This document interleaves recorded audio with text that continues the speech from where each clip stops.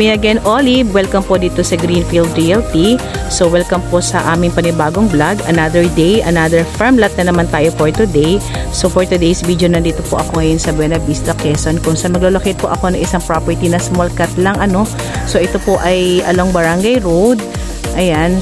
And then, at the same time, ito po ay overlooking. So, sa mga buyers ko po na naghahanap ng small cut, overlooking, and then at the same time, pagbaba mo, property na agad. So, watch nyo itong video na to, for sure magugustuhan nyo po ito. So, napang hinihintay natin. Ikutin na natin si 6,772 square meter. So, almost 7,000 square meter na po ito. So, let's go.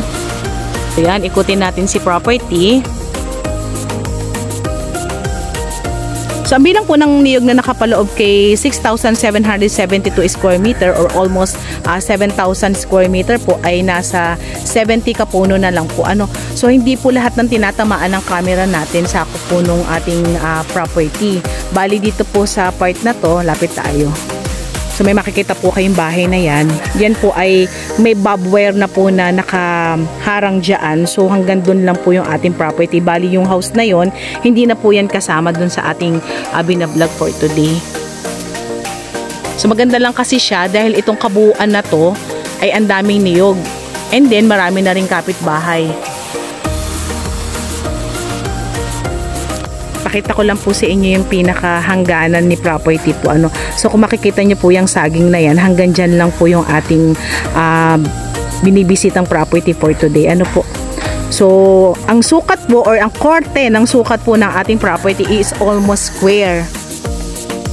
So kung nandun po yung ating road and then papaganyan po siya, doon sa may pinakasaging, and then dito naman sa side na to, from the road, doon po sa road natin, hanggang doon po siya. Po? So, mayroon naman siyang mga barbed wire kaya hindi tayo maliligaw. So, yan, lakad tayo. Punta tayo doon sa may pinakaharap ng ating property.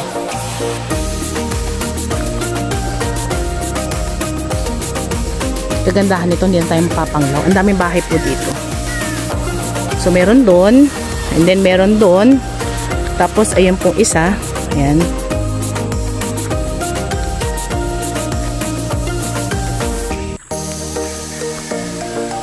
Bali, itong medyo may kasukalan na to, sakop po yan ni property. Po?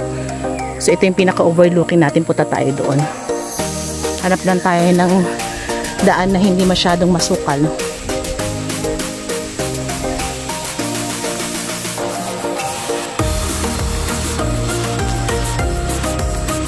Kapitbahay natin nagtatayo na ng mga kubo.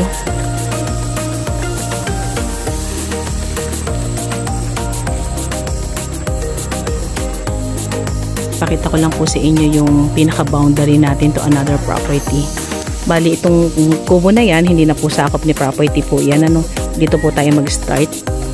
And then pababa po yan patungo dun sa may kalsada. Ayan. And then patungo naman po dun sa may pinakadulo kung saan pinakita ko po sa inyo yung pinaka end po niya to another property, yung puno ng saging.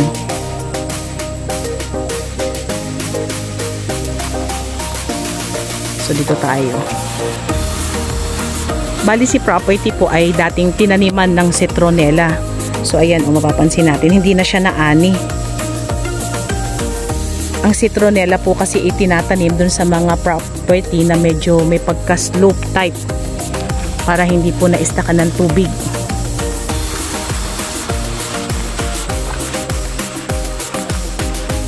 And then ito yung overlooking natin. Yan, ang ganda ng view.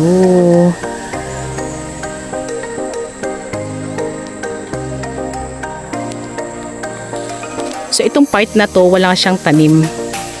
Ito po maganda rin dito magtayo ng kubo kasi tanaw nga po natin yung pinaka-overlooking. Lakad tayo.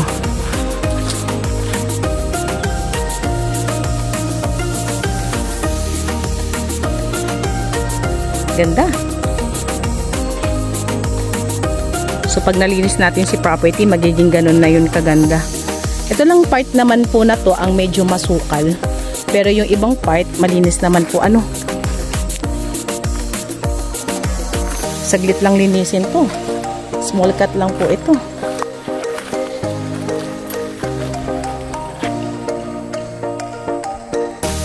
Balik tayo dito sa may pinaka magandang part ni property po ano. Si property po ay nasa 3 kilometers para makalabas po tayo ng pinaka national road, and then another 12 kilometers naman po para makarating naman po tayo ng pinaka town proper. And then about naman po dun sa road na ating dinaanan na 3 kilometers na barangay road, yun naman po ay hindi pa po talaga sementado, pero may part din naman po na sementado na. So good thing naman po dito kay Quezon, continuous po ang ating pagpapagawa ng mga road po dito. Ano po?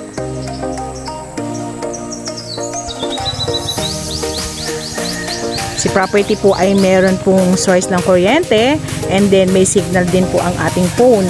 About naman po dun sa source ng ating water, sila po ay meron ditong balon, so nagpapahukay na lang po sila para magkaroon po sila ng tubig.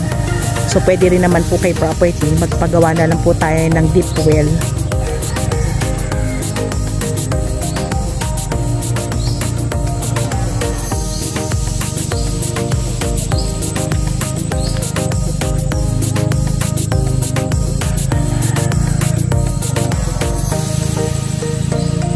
Napakadaling ikutin kasi nga po ito ay small cut lang ano, so hindi tayo masyadong mapapagod for today. Bago tayo lumabas ng pinaka road natin, so pakita ko lang po sa inyo, yung kalsada po natin is almost tanawan na po natin dito sa ating property na binablog po ano. And then tayo po ay above the road, so meaning po medyo mataas po si property dun sa pinaka road. So I think mga nasa 4 meters po ang taas niya. So kung halimbawa pong ipapasok po natin si car, pwede po tayong makidaan dito. Ayan po, so pantayan po siya hanggang dito po sa property. So binibigyan naman po tayo ng karapatan or yung kumaga pahintulot ni owner dun sa kabilang lupa na tayo po ay pwedeng dumaan po dito para mapasok po natin yung sasakyan. Pero dahil po tayo po ay may frontage naman po sa ating pinaka road, yan po yung road natin, pero pababa lang po ano, hindi po natin masyadong matanaw, pero mamaya lalabas tayo. Tayo naman po ay may frontage, pwede naman po talaga nating ipasok ang ating sasakyan, pero medyo may kataasan nga po siya, kaya medyo overlooking to. Ayan po. So meron naman pong way para mapasok po natin si car. Dito nga po tayo dadaan. Ano po? So mamaya papakita ko naman po sa inyo yan paglabas po natin. So ayan, labas na tayo.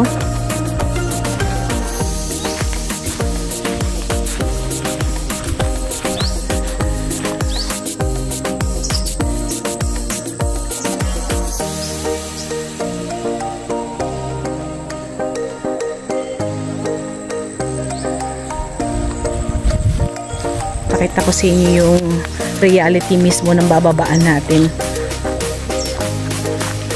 So medyo pababa na ako dun sa road. Ayun yung aking mga kasama. Pero hindi naman po siya ganun kataas.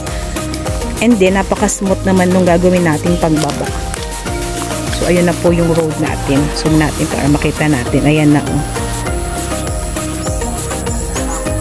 Yan, road na po siya.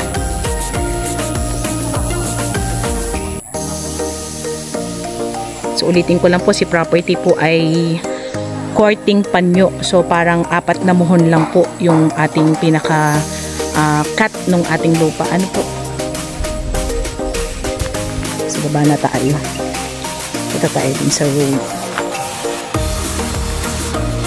So yan, unti-unti na tayong lalabas kay property. Nagigilid lang po kami. Ayun po yung pinaka road natin. So dito kami galing. Kita natin. Ayan po yung may niyog na yan. So unti-unti yung pagbaba natin ano.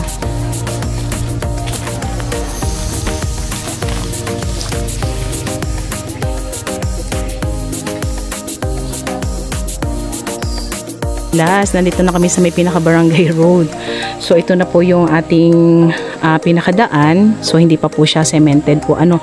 And then si property po ay magi-start dito sa may pinakapuno na yan, and then papaganon po ang pinaka frontage niya kung saan nasa 70 meters po ang ating haba. dun sa may pinakakalsada. So kagaya ng nasabi ko, tayo po ay hindi kapantayan po ng ating road. So medyo pumaganon siya, pero napaka-gradual naman po. Hindi naman po siya talagang totally mataas. So hindi naman po. Okay na okay lang yung niya, pagkataas niya or pagka-slope niya.